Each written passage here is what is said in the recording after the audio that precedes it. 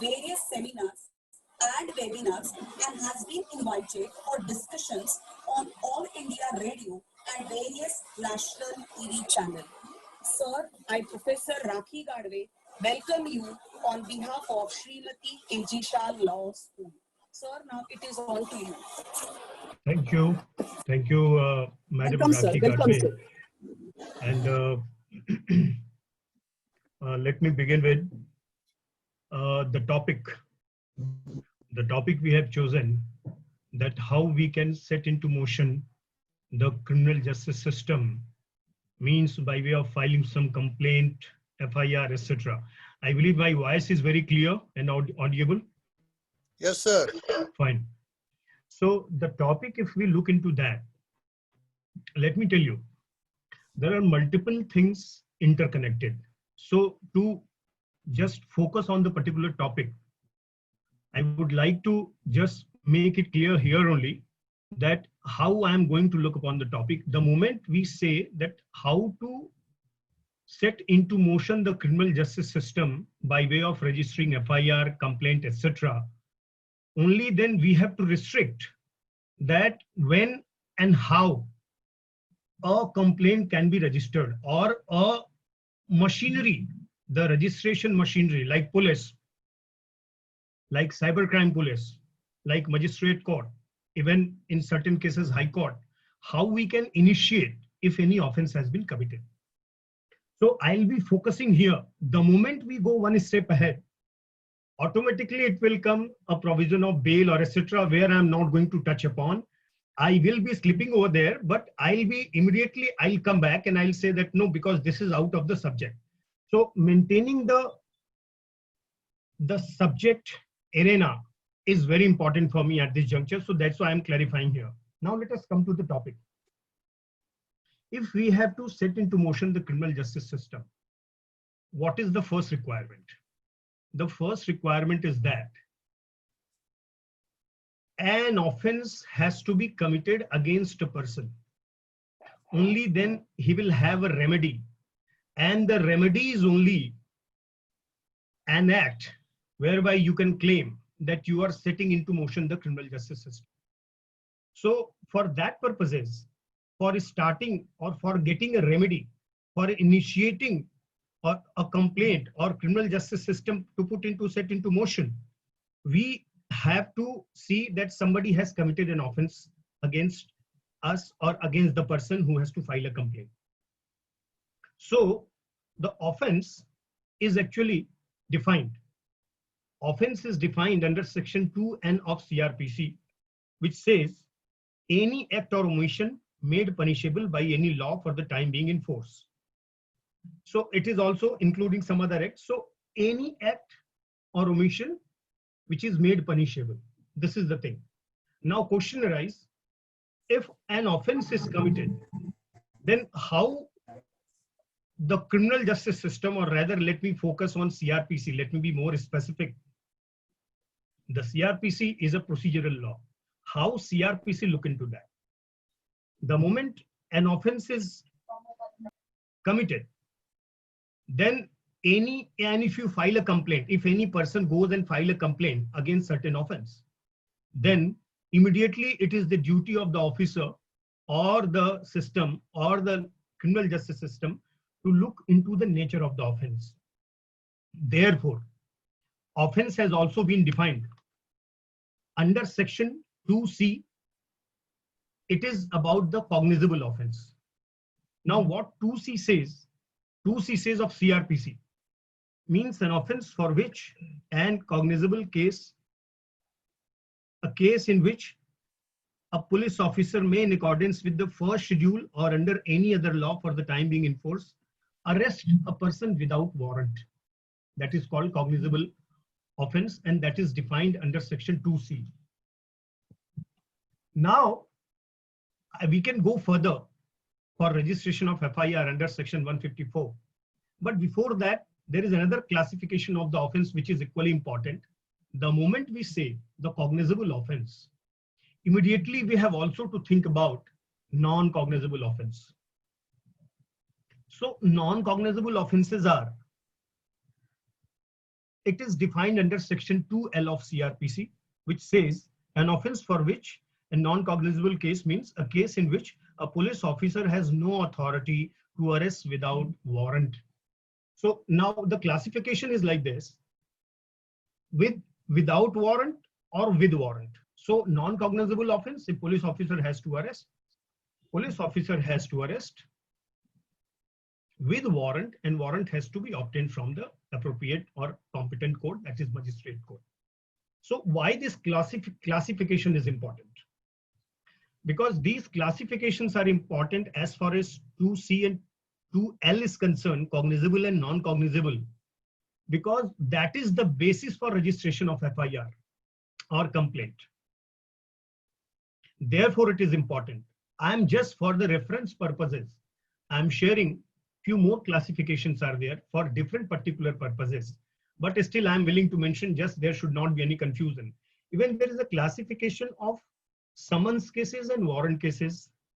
Even there is a classification of bailable offense and non-bailable offense, which is not relevant. The moment bail comes, we are going further one step ahead in our subject matter, what I have to discuss. So therefore, I am not going into the bailable offense. It is very clear, rather, it deems anybody can understand where offense, where as a matter of right, a person can claim bail, it is called bailable offense. Or in non-bailable offense, you have to go as per the facts and circumstances, and you request the court when under certain condition court grants you bail. That is called non-bailable offense. Mostly heinous crimes, or as defined under the first schedule of the CRPC. It is well defined under first schedule of CRPC: bailable, non-bailable offense, cognizable offense, non-cognizable offense. So now let us come to the moment we classify the offense of two kinds. One is a cognizable offense, another is non-cognizable offense. Then if an offense is committed against a person, let us say somebody slaps somebody or beats somebody, somebody misbehaves on road while going on the road, and that person who felt aggrieved, he went to police station. He'll say that somebody has abused me, slapped me and fished me, and actually he is threatening also for my life, and he said, I'll see you. Then the man went being aggrieved to the police station. Then police will ask about that. Then here it is not as heinous crime as defined for the cognizable offense. Then police will give a NC complaint, will receive a complaint, and will register a complaint, which is called non-cognizable complaint. But that is one step ahead. Here, for commission of a cognizable offense, presuming, I'm saying, presuming somebody threats for life with gun, or somebody has committed some heinous offense like firing on somebody by bullet or by gun, whatever it is, and somebody is injured, and a passers-by looked into that. He called police on 100 number. Even police will take his statement. Though police constable will come, will be at the site and will refer that complaint. The complaint written by or complaint stated over phone by the person will also be termed as a complaint. And the police officer or constable who will first come here and who will collect the body, etc., or who will take the man to hospital if he is injured, then he will also file a complaint. So in FIR, it would be written in that way, that this is the complaint filed by Mr. So-and-so, and it would be termed as a FIR. It would be termed as a cognizable offense. And then this FIR would be registered under section 154. The previous FIR for slapping, for abusing, for threat of life without any arms, threat of life, like verbally somebody threatened, then it is a non-cognizable offense. Then the FIR or complaint, FIR is not a correct, it's information. Actually, first information report is not written in CRPC, it is written information. We say it is a first information report, or by way of judicial pronouncement, we admit that it's a first information report. So information under section 155 would be for non-cognizable complaint, and information under section 154 would be for cognizable offense. So any offense which is cognizable in nature, prima facie, police will receive the complaint and will register FIR under section 154.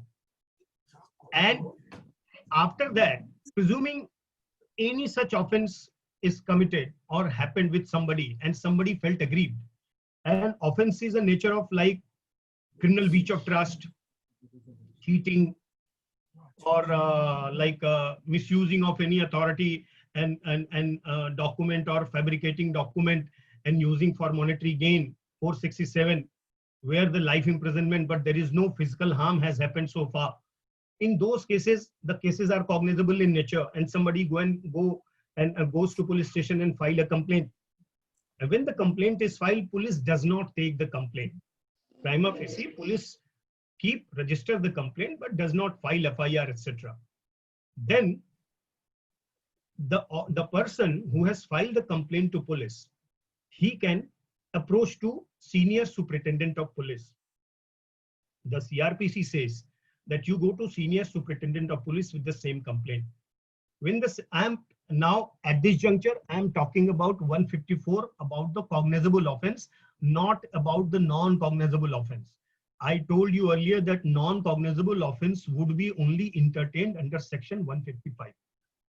So I am only talking 154 for the time being. The man will go when police officer will delay in registration of FIR, will take some excuse or does not register FIR, then immediately in the same section 154, the man will approach to the senior officer of the police.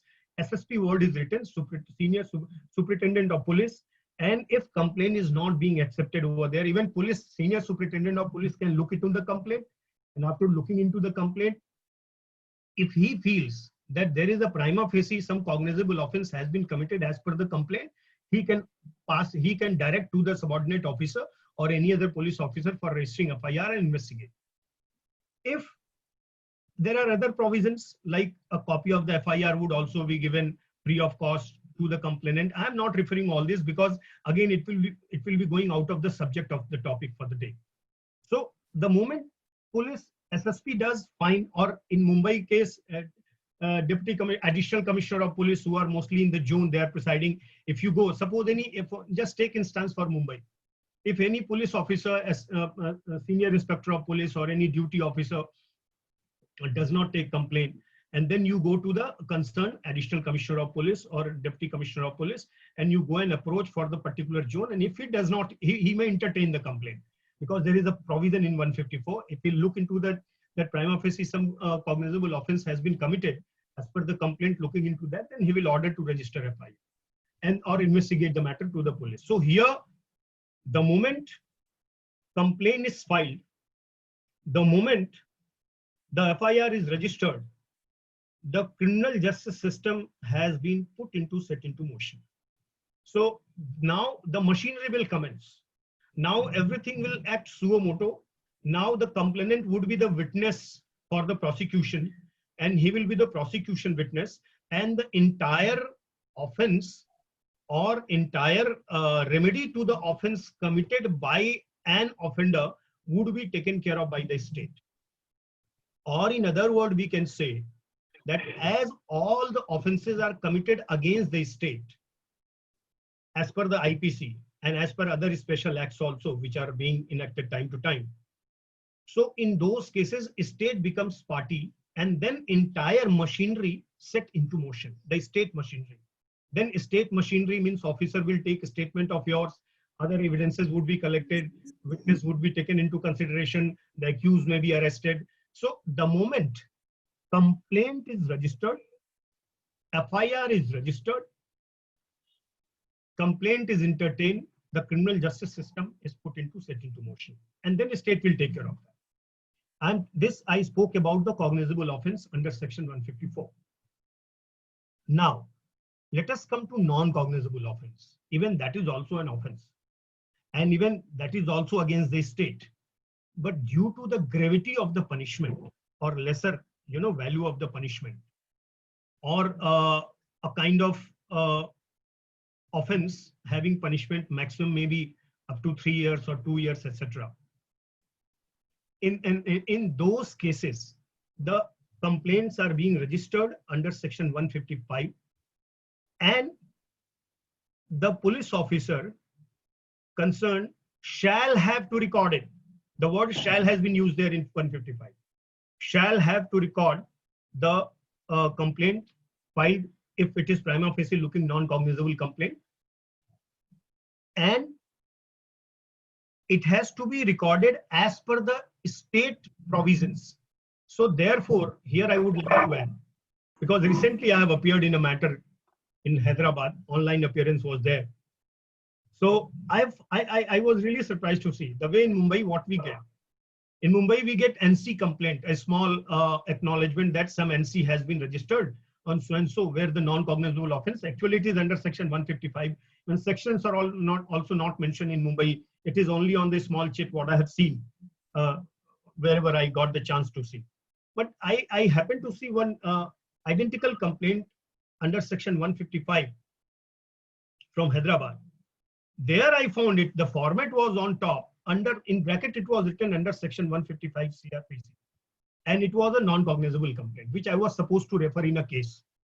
So it was, and other states probably other states cases I have also seen, wherein I have found that it is properly a format is there. In format they are writing all the details and everything, so it can be clearly described that this complaint, NC complaint, has been written under section 155.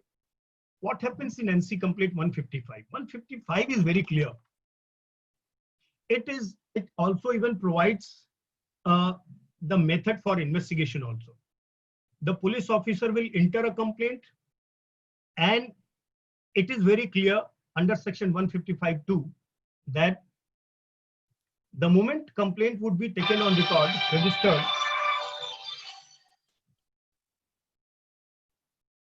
Sorry. I'm sorry, please hold on because some phone is coming. I'm sorry. Then I'm sorry, section 155. Then the moment complaint is registered, non-cognizable complaint, the police officer will not investigate the matter suo motu. Like in cognizable offense, police officer has to register. After registration, has to investigate the matter as per the procedure in CRPC. But here in 155, police officer shall register a non-cognizable complaint, and then only investigation would be conducted by the order of the court in the case of non-cognizable offense. Without order, no investigation can be commenced. And therefore, it is very important that when we file a NC complaint, then if you seek further investigation by the police, then section 155 itself provides that you have to get an order. It is understood you have to get an order from the magistrate.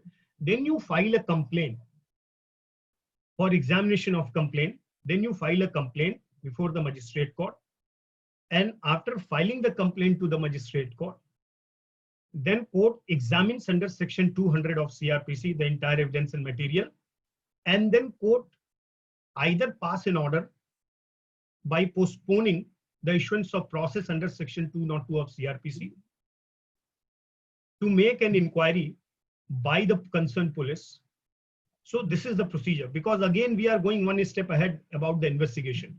So as far as 155 or non-cognizable complaint is concerned, the criminal justice system is set into motion when you register a complaint under section 155 for non-cognizable offense, and then a copy of that complaint is sent to the magistrate, and then you file a complaint, magistrate passes an order. But let me share one more experience with you all.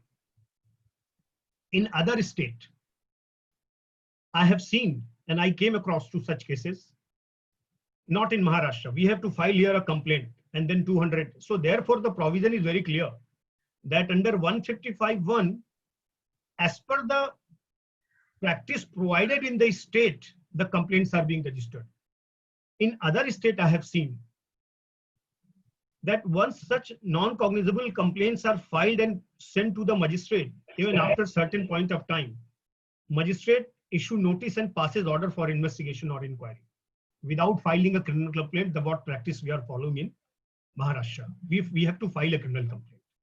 So this is the difference.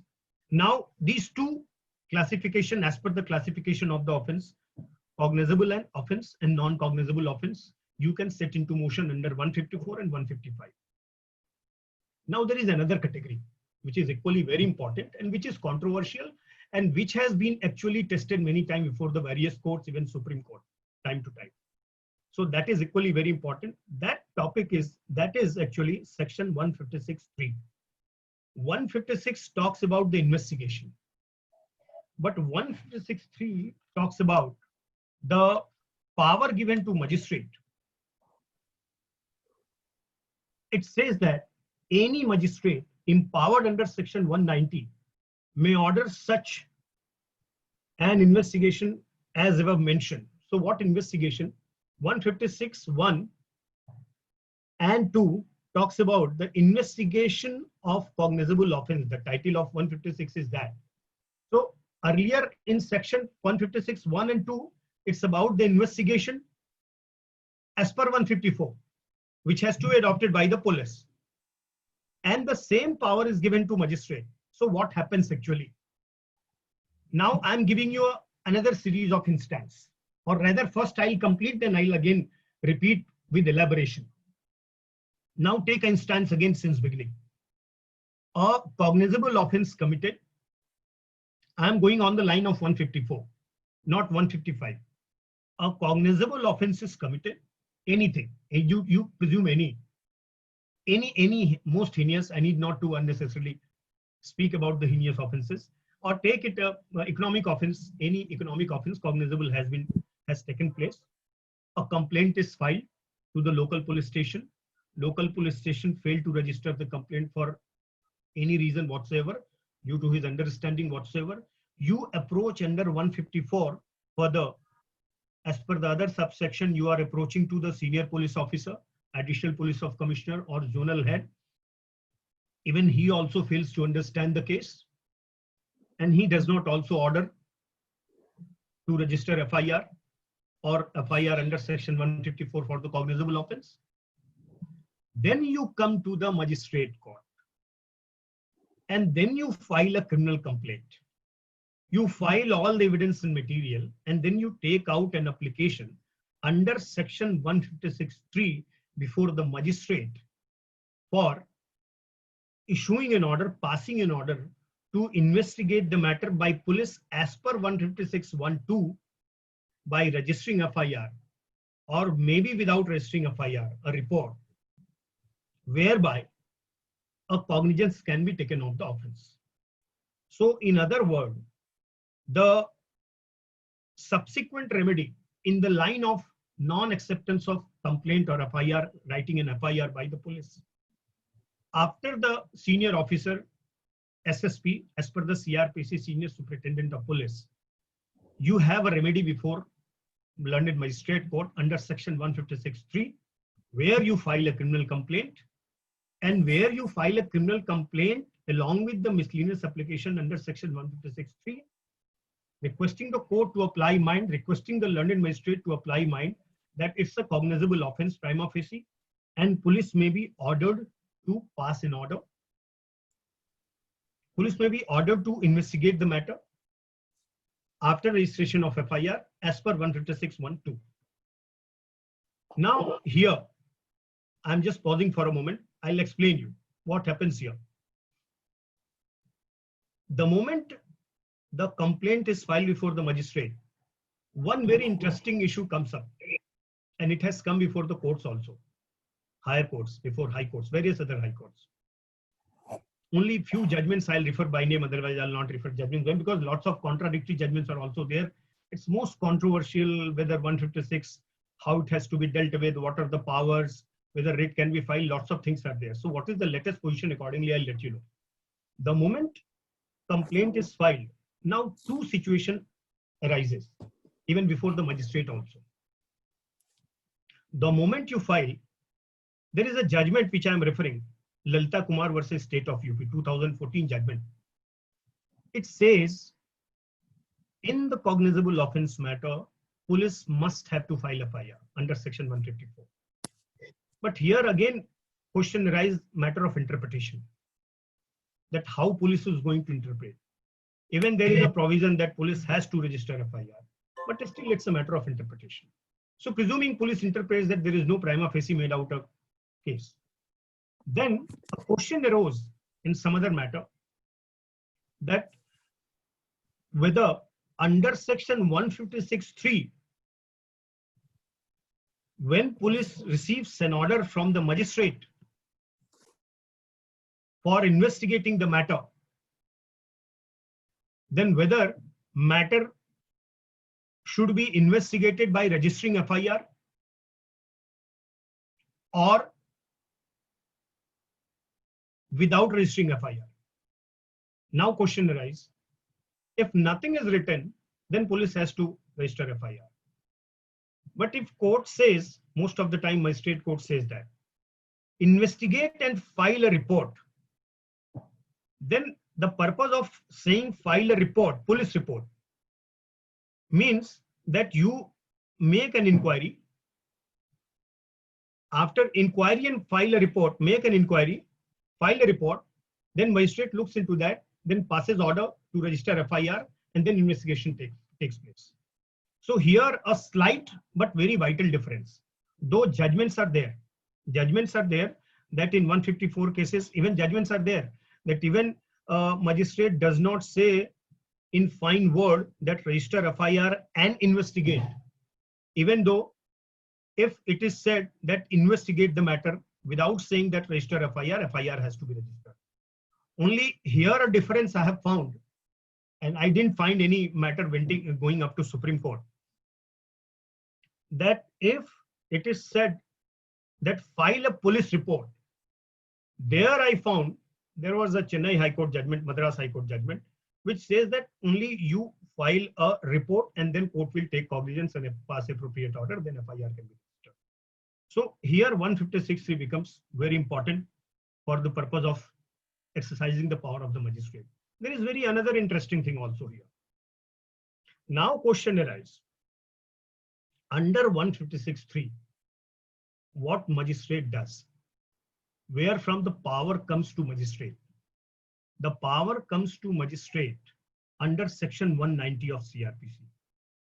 It is written like this. 156(3) says any magistrate empowered under section 190 may order such an investigation as above mentioned. Investigation is 1 and 2, and 156(3) talks about the police office, the investigation of cognizable offense. So 156, the power is given to magistrate under section 190 of CRPC, and which says that complaint is filed. There are very interesting judgments recently that when the court will again, but it would be again beyond the topic for the day. So I'll just mention in few lines, though, because I have touched upon, because everything is interconnected, that when it will be deemed that cognizance has been taken by the court, or when it will be understood that cognizance has been taken by the magistrate court. So even there is a judgment that 156(3) recent judgment of Justice Rohinton Nariman, few months back, 2019 judgment, May 2019, if I'm correct. It says that even 156 can be exercised after taking cognizance. Earlier, it was before taking cognizance, only 156(3), power of the 156(3) was there with the magistrate. So before taking cognizance means what? What is the cognizance? Cognizance is verifying the documents, taking the statements of witness. And in Mumbai, technically, we use the word verification statement, and which has been used by even one judgment of Bombay High Court prior to Justice Rohinton judgment by Justice Mridula Bhatkar. Very clear judgment. It was also very good judgment that the moment verification statement is recorded, the stage of 156(3) goes away. It is deemed that cognizance has been taken. But last year judgment of Supreme Court 3 judges bench decided by Justice Rohinton Nariman, it is made clear that 40 years law became obsolete and declared obsolete, and court has given power that even 156(3) power can be exercised by the magistrate after taking the cognizance, that is after verification statements, etc. So here again I am coming back to the topic that setting into motion the criminal justice system. So for setting into motion the criminal justice system, I believe these are the provisions under the CRPC. And these are provisions as per the classification of the offense. That is cognizable and non-cognizable. Now let us come to certain other issues which has been dealt with as per the development of the law, or rather we can say it was a conventional way, or it was the original way, or it was the way which is provided in the CRPC. And judgments are there which are only interpretation of law. Now let us come to other mode and other kind of the offenses which are the requirement of the day and which are need for the day. Nowadays, you must be looking into that, you all, that lots of offenses are taking place online, criminal offenses. And even you can file complaint. First complaint you can file, but the moment it will land to the ground, like the moment first you can file a criminal complaint by way of email to the portal, to the concerned officer. You can file complaint even by, this is, I believe, by text message also. You can file complaint by police, 100 number also. Detail will be taken because there is a voice recording. Further, for the purpose of procedure, your statement will be recorded. I'm sharing one fact with you what has happened. I was passing through Malad Highway. I myself was passing through Malad Highway. There was a person met an accident and probably he was no more. And it was lots of traffic was there. He was on the road divider and some bike man was there. I myself called police. And I said, there are some accident, please rush. I called ambulance and then police informed that probably some information was there with the police. Police was coming to. After 3-4 days, an officer of the police station from Malad has called up me. Sir, तुमच्या statement record करावाला लागेल आणि असं असं आहे. I said, तुम्ही record करा माझा statement. You record my statement. You record my statement that I have seen.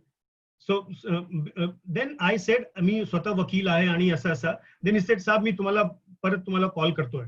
And then he didn't call me. I don't know what, but I believe he was doing a right thing. Because how the first information reached to the police, it is very important. And probably because the man, probably it was an accident case. There was no cross-examination or information because some death was there.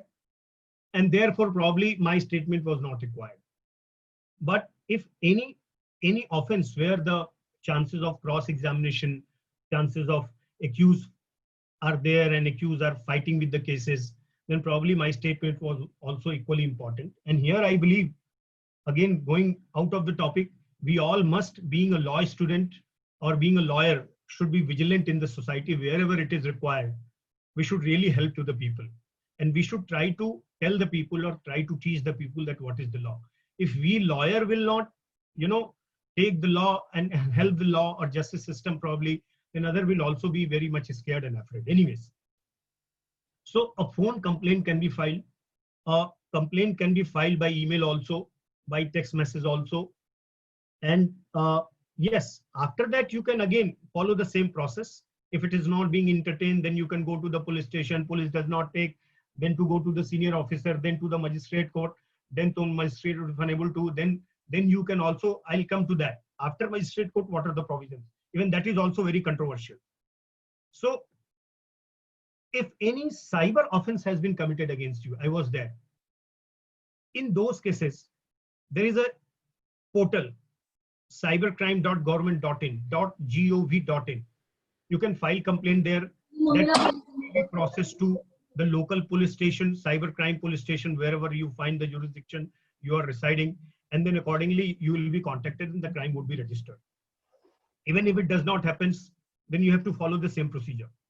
You have to go to the local jurisdiction of the crime, cybercrime department or cybercrime police station, file registration, then accordingly you have to move on.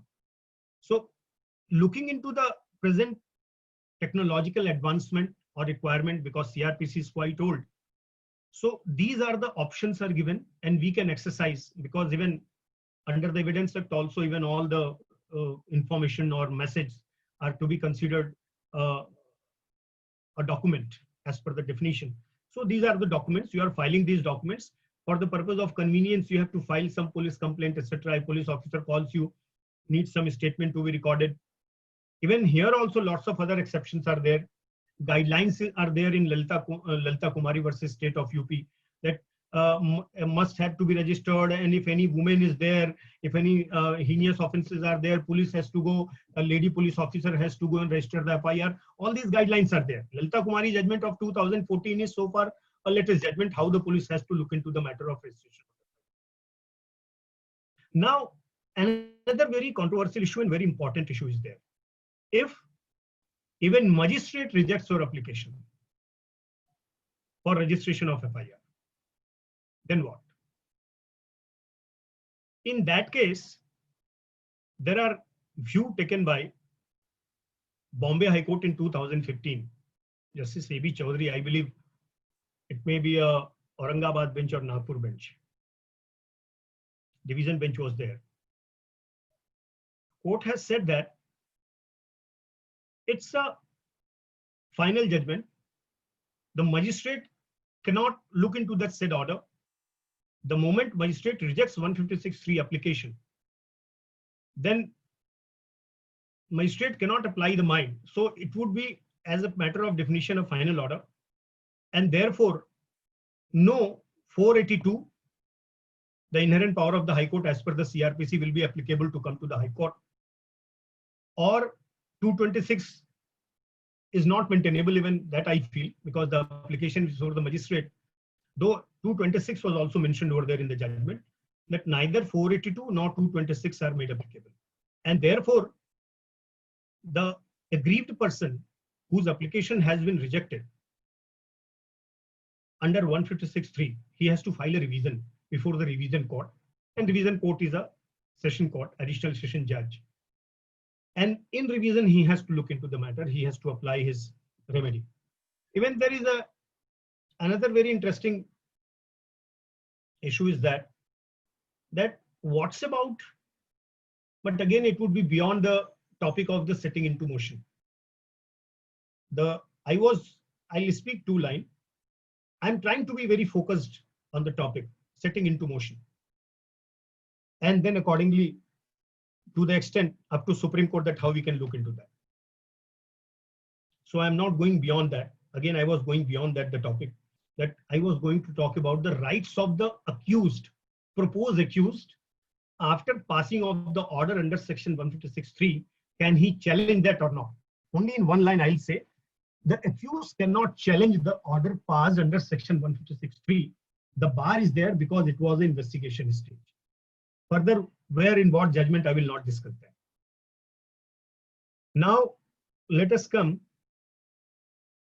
In my opinion, there are contra judgment, and even I do support those contradictory judgments across India. In my opinion, what I believe, though in Bombay the status is different, Maharashtra status is different. Court has already taken a view in 2015. It is 2020. I didn't find any judgment. Probably if any correction is there, I don't know. 2015, what I have seen the position that you have to go into revision court against the rejection of the 156(3), where you are filing a complaint that investigation and FIR should be registered. But other high courts, like a judgment of Chennai High Court, I have seen, Madras High Court, which says that even under section 482 you can challenge, even 226 also you can challenge.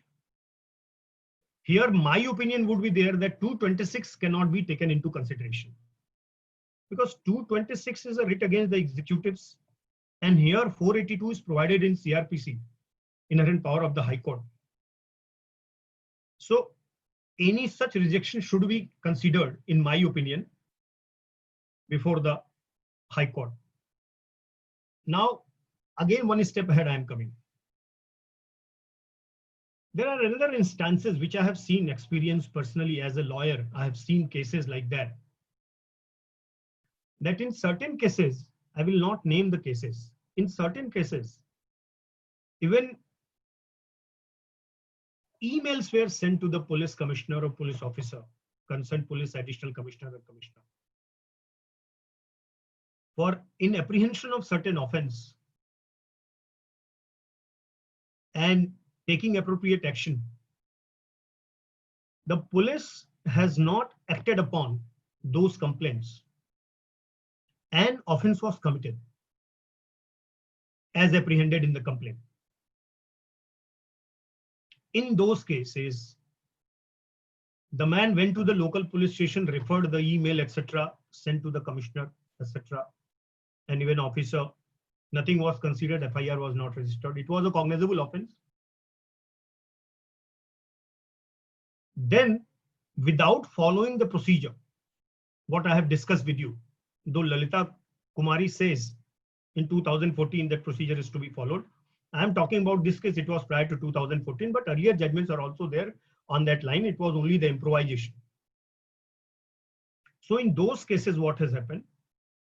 A writ petition was filed under Article 226 of the Constitution of India, seeking the writ of mandamus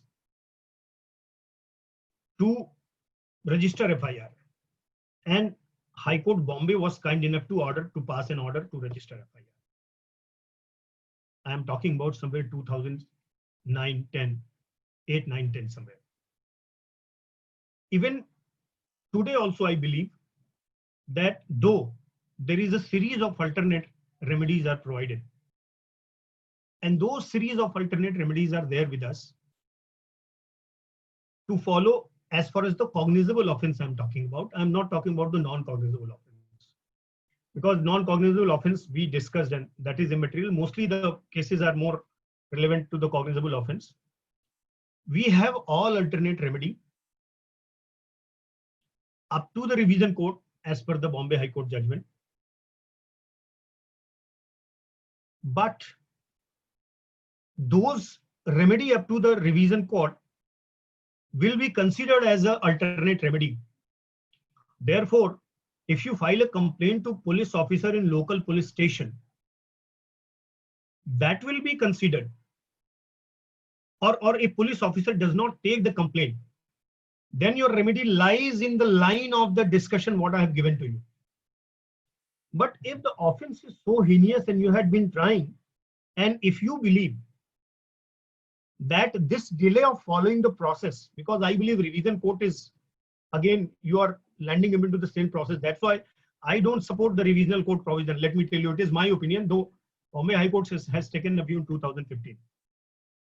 Because the moment you land after 156.3 to the revisional court, there is another process. Dates are being taken. You are challenging it. The hearing, then prosecution. Police comes, not prosecution. Police comes. Police station files reply. Then it has to be heard. Lots of things are there. It will simply compromise with the value of the investigation. Probably it may give time to the proposed accused to compromise with the various evidences, etc. So therefore, my opinion is that after 156.3, the right should be given under 482, in my opinion. So again, I am coming to the same position. There are experience, even 226 has also been exercised by the High Court, constitutional courts. So, and which is not ruled out. There is nothing written that if you have all alternate remedy, you cannot approach to High Court under Article 226 for writ of mandamus registering FIR. So in very exceptional cases where you feel very exceptional circumstances are there and some very heinous crime is committed and police is not cooperating for any extraneous reason or whatever it is, then you can come under writ and you can seek mandamus. This is what I believe. So in view of that, I believe your entire exercise get completes, that even the entire remedy is available as per the CRPC, but exceptionally also you can approach directly under writ of mandamus 226 before the High Court. This is all about. Thank you.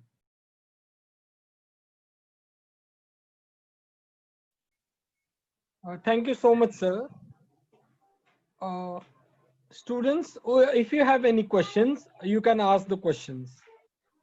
There are few questions in the chat box also. Please tell me. So someone can read those questions also.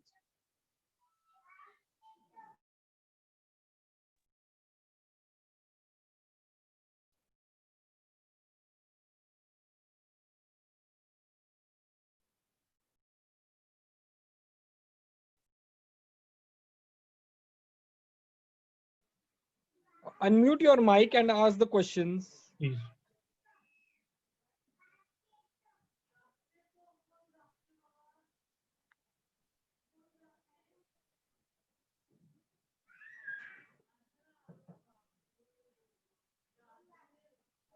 Uh, Hello. Tell me. So the first question in the chat box is one, if someone or some building is keeping DJ sound on loud noise after the 10, under which section we can file the complaint? See, there must be Bombay Police Act. You find out it's a very trivial offense. Actually, there are judgments of Supreme Court. The Supreme Court judgment is very clear that up to 10 p.m. There is no law as such. It's by way of judicial pronouncement. As per the decibel volume, it has been decided that what should be, and there are guidelines of Maharashtra government also. Even government of India has also issued guidelines that what should be the decibel limit for using your sound box. So you can file simple complaint that the people are, you file a complaint. You need not to mention the section. And there is no, I believe there is no section as such. Because first time I myself came across to this judgment when I went this matter, took matter this to up to Supreme Court. And Mr. Jaitley has led me in the matter. Up to 10 o'clock, it was a decibel sound matter. And when the guidelines was issued by the court, and the Maharashtra government has also issued the guidelines. So you simply file a complaint that Mr. So-and-so, so-and-so, so-and-so is using the DJ sound after 10 p.m. and you file a complaint. If police does not entertain into that, then you file a email to commissioner, and then it would be in any case a non-cognizable offense. Because looking into the nature of the offense, I can tell you, if this offense would be, it would be non-cognizable offense, and then accordingly, police will give you NC, and then you have to again approach to the magistrate court for taking appropriate order. Okay, sir. Thank you, sir. Sir, the second question is, if someone is caught by the police under any offense, for example, theft, at what time we as a family member can ask for the FIR copy at the police station if the accused is in police station? See, the CRPC says that FIR is to be filed before the magistrate court within 24 hours. So most of the time what lawyers are doing, advocates are doing, they are getting the certified copy of the FIR from the magistrate court. I believe lots of protections are given to police during the investigation or initial stage of investigation. Police may not share with the investigation detail or even FIR with you. With you means with accused. The copy of right to get the copy of FIR is with the complainant as per section 154 in the cognizable offense. So in my opinion, the best way is to get the copy of FIR from the magistrate court after 24 hours, what the practice we used to adopt. Okay, sir. Thank you, sir.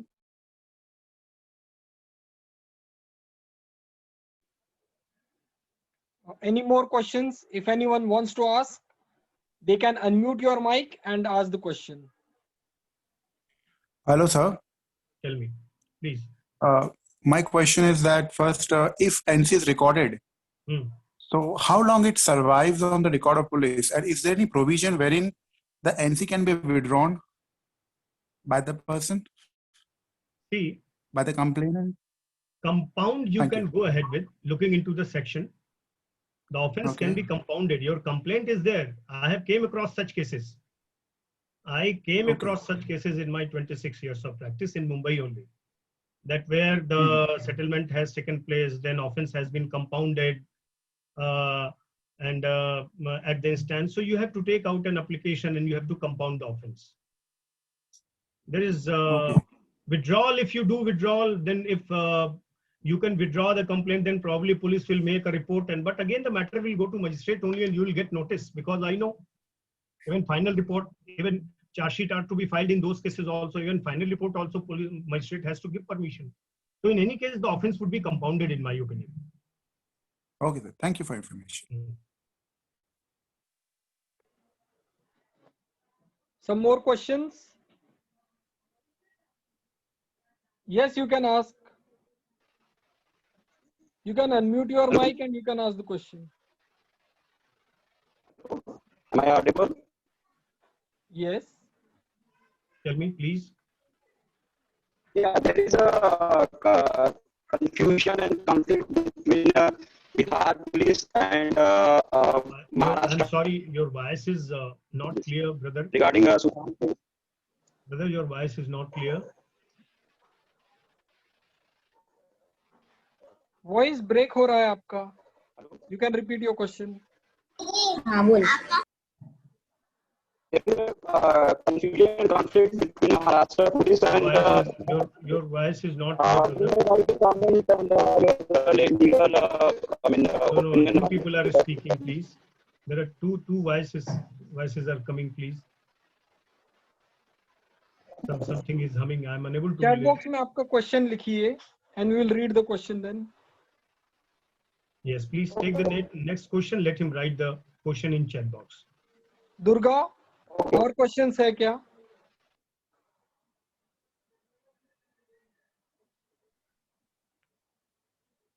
Durga? Sir, no more questions are there in the chat box. Huh? Sir, no more questions are there in the chat box right now. So please try Mr. Kamal Yash Shah, who was asking the question. Please ask him to ask the question once again. Let me answer him. Is he writing in the chat box? Mr. Kamal S. Shah, can you ask me your question, please? Question repeat कीजिए आपका. Yes, sir. May I audible? I mean, No, brother, your sentence is not your sentence. I'm unable to see. I mean, you are unable to complete your sentence. It is breaking. Please. Actually, I want to ask a question regarding Bihar police and Maharashtra police on Sushant case. You may like to comment. Brother, two things I have heard. One Sushant case, 3 words. Combined words 3 I have. Sushant case, 2 words combined. Maharashtra police and Bihar police. Rest I didn't hear. Yes. Yeah, you may like to comment on this case. No comments. Matter is sub judice in Supreme Court. Judgment is likely to come. Actually, you ask my question. Don't ask my comments. I have lots of comments or no comments. Ask your question. I'll answer you. Okay. Who has jurisdiction in this case? Sorry, sir. Again. Sir, he is asking who has jurisdiction in this case. I'm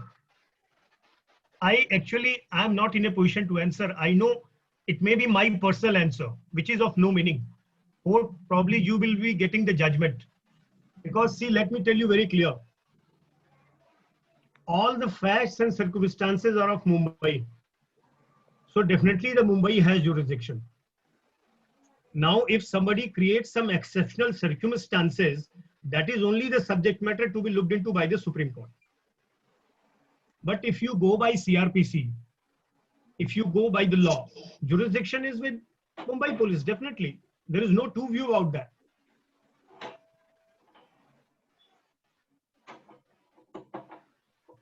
Thank you. I believe you got my answer.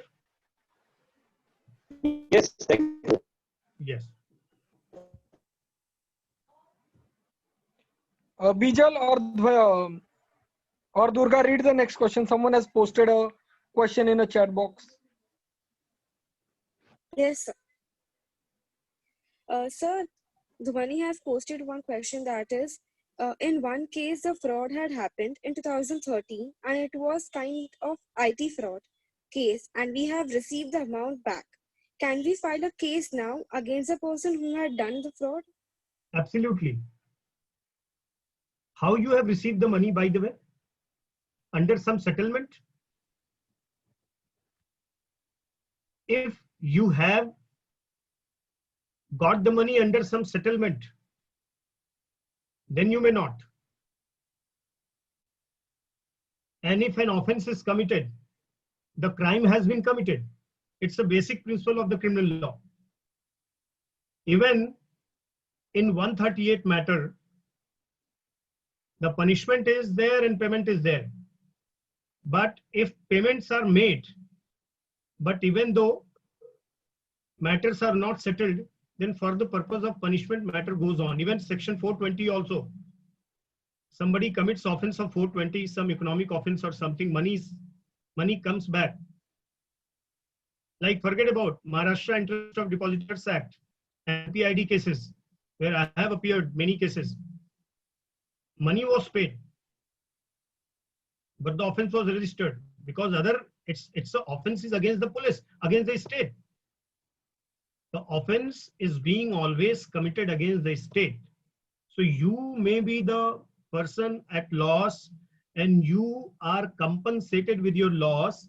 That does not mean that offense is also compounded against the state. So the case can be continued for the purpose of punishment if there is a punishment provision. So the amount was received from the cyber cell. That then your matter has to be looked into under what procedure cyber cell has refunded you back. Then probably the case must be pending also. You just verify. Okay, okay. But then we have to contact. You will be called maybe after good years of time when the matter will come to the trial for the purpose of witness, posing as a witness before the court. Inquire about that. Where a case is registered, we have to go to cyber cell. Definitely, you are saying it has been refunded from the cyber cell. How did cyber cell come into the picture? Definitely, the cyber cell must have entertained the matter. Yes, sir. So definitely. Okay, okay. You may check online. Probably your FIR and case would be there. You will find online only. Make little bit effort. Google it. Find out. Talk to officer over phone. Speak their side. Find out. You will get your case there. Okay, okay. Fund of money does not mean that offense is the case is complete. Okay. Yes. Okay. It's a criminal offense. Yes.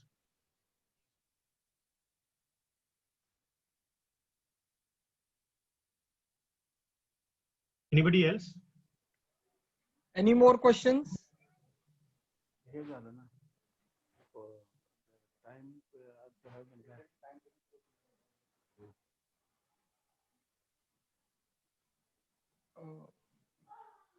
Jethani sir.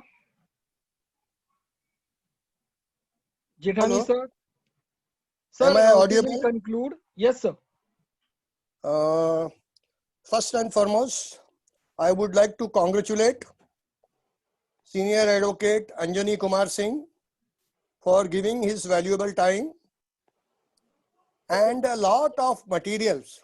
Doesn't mean that our offense khatam bhi ho jaye. You still Case have law, against the his state. The experience through cyber in the court, on the cyber cell website. they are very, very valuable. I heard FIR, criminal justice system, in which if the police is not recording your FIR, whether in case of cognizable offense or non-cognizable offense, and in case of heinous crimes also, if the police fails to, then what is the alternate remedy? Where you will go? You will go to magistrate court. And even if magistrate court decline to take your case, then alternate form of writs are available. So, particularly the students, it seems that topic of FIR is very, very easy. But sir has highlighted how many problems are there in registering your FIR. 154 CRPC, 155, 156 CRPC. These are all written. But in practice, what difficulties you are encountered when you are handling a criminal case? So Dr. Anjani Kumar Singh, advocate, senior advocate, who has handled so many cases and who has got flourishing practice in the field of criminal law as well as in other field, I must say thanks for giving a considerate time on this topic. I must thanks Dr. Madam Kiran Sharma to organize and arrange this meeting. So once again, Rajesh sir, I must say thank you very much for giving time to us in understanding the simple topic. And once again, sir, we will be obliged after the lockdown is lifted, we will see you personally in the college.